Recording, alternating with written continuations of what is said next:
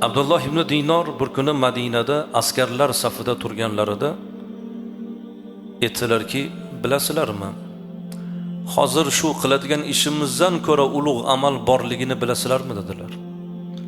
Askarlar shahar himoyasida turishibdi. Askarlar yelka qisishdi.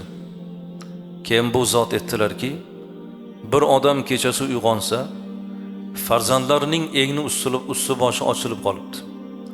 Borib farzandini ustini mehr ila yopib qo'yganda Allohni beradigan ajri bizni bu qiladigan ishimizdan ulug'roq dedilar.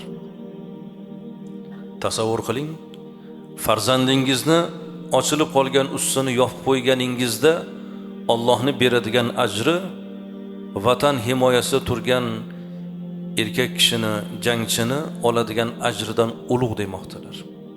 Bolajonlik, bolalarimizga mehr, shafqat bu bizning burchimiz azizlar.